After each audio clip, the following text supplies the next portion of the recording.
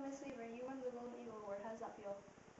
Well, actually, I'm really surprised because it's an honor that's given to teachers by their peers, and so it generally shows that somebody feels that you deserve it in some manner. I think just working with a great group of educators and a lot of teamwork involved makes it easy to be the best teacher that you can possibly be. We share ideas, we work together on projects, we work together on our curriculum.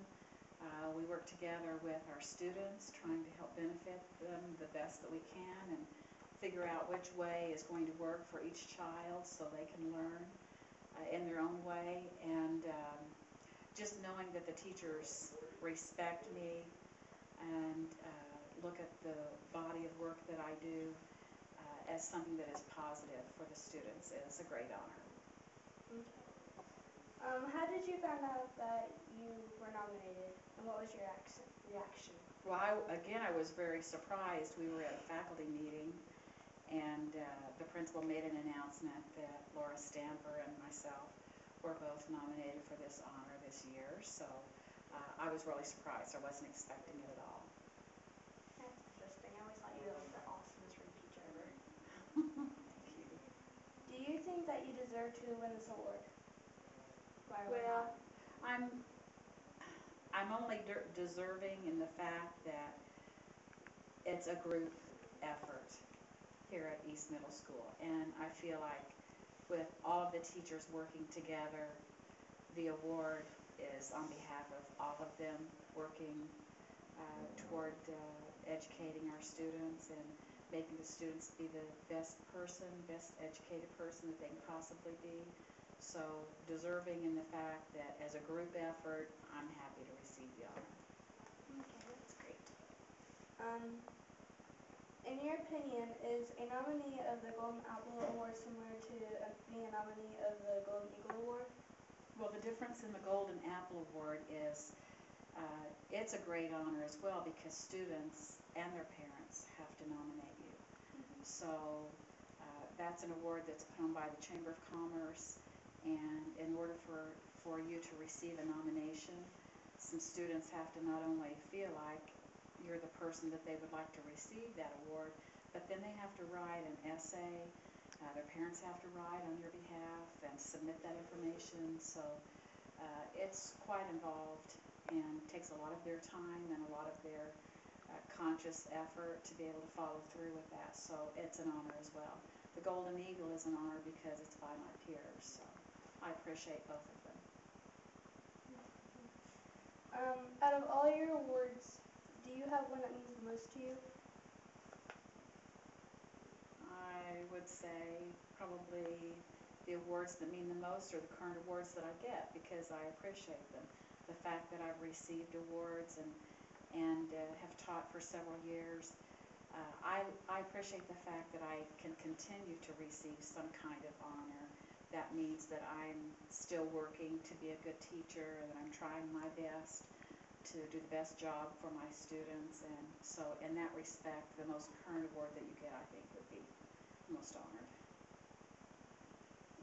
How do you view teamwork amongst your colleagues? Oh, well, we can't be good educators without teamwork.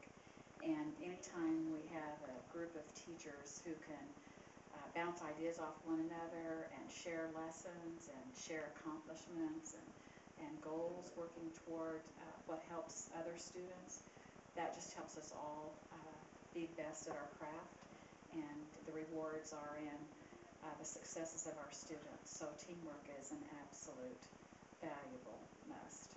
Teamwork is a great value to have. Yes, it is. Thank you. Is winning an award special to you? Why or why not?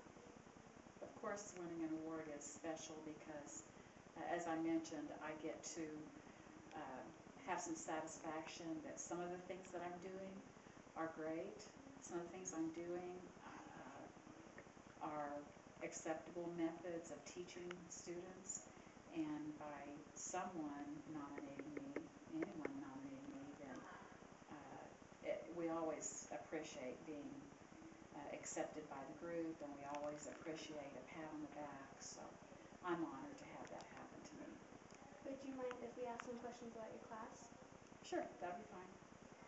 Okay. Um, okay, what made you want to be a teacher? I wanted to be a teacher because I love kids.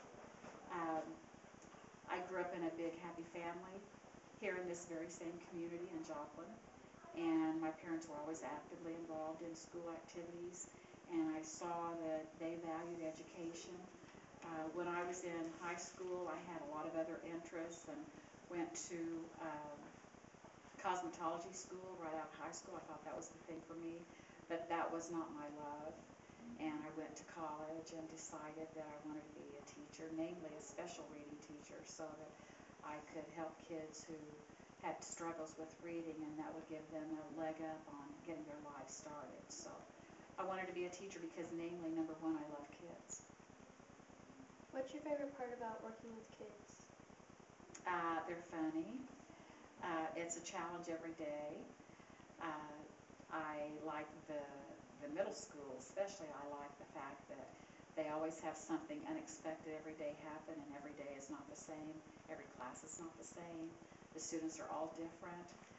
I enjoy seeing improvement when students are challenged by something. I enjoy the fact that some students will come to class, and even though reading may not be their thing, they'll get involved in the activity that we have for the day, and they'll appreciate some kind of value out of the learning lesson in reading. So it's very rewarding to see students who come to class and say they don't like reading, and once we get started with our activities throughout the year, there's something we're doing that they do enjoy.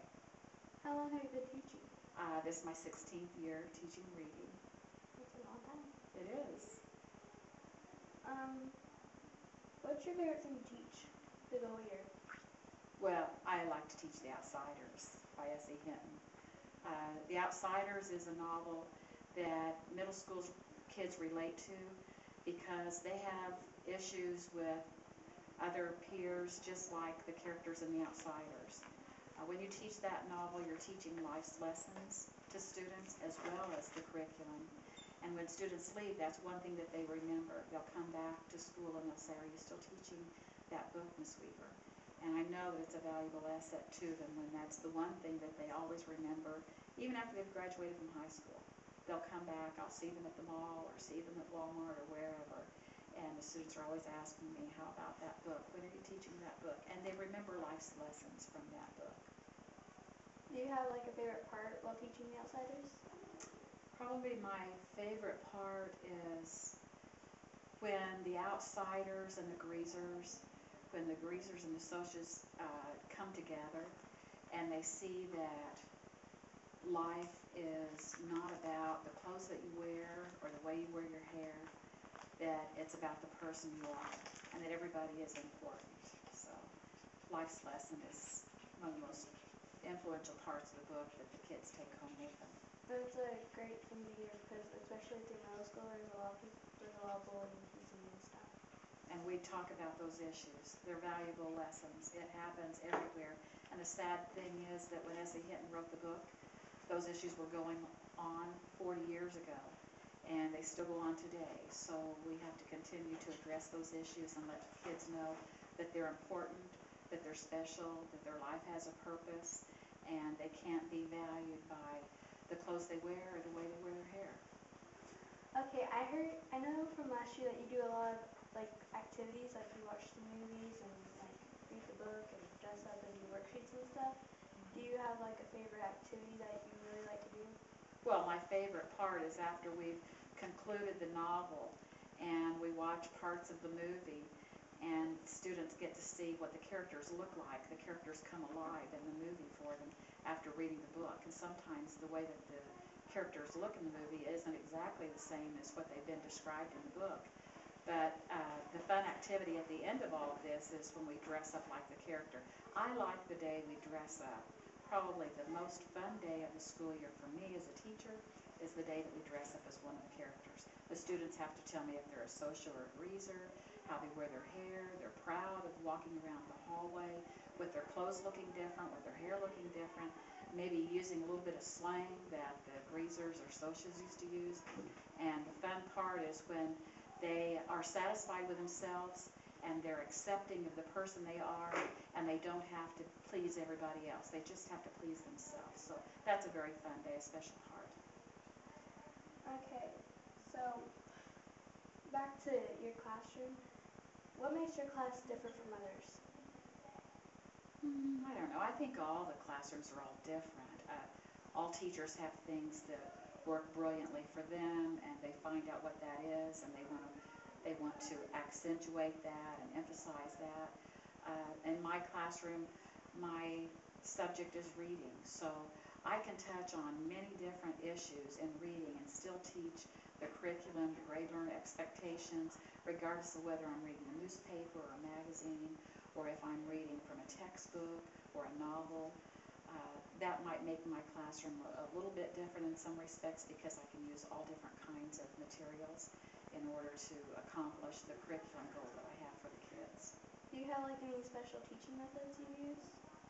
I teach like I'm their parent, and I always remember that I want kids to walk into this classroom and I want them to feel welcome.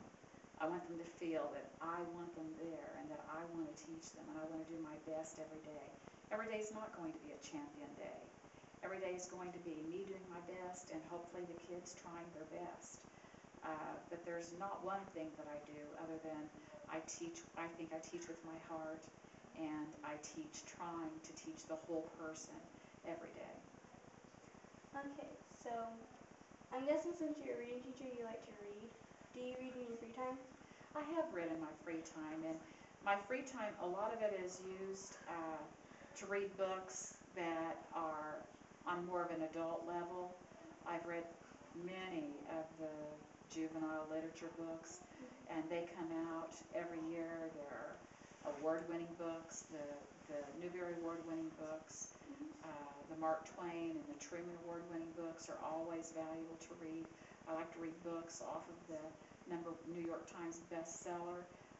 Right now, one of my favorite books is called The Happiness Project, and in some ways it's a self-help book, but not especially. It's just teaching you to appreciate the small things in life, sort of like having a bucket list. So I like a variety of types of reading.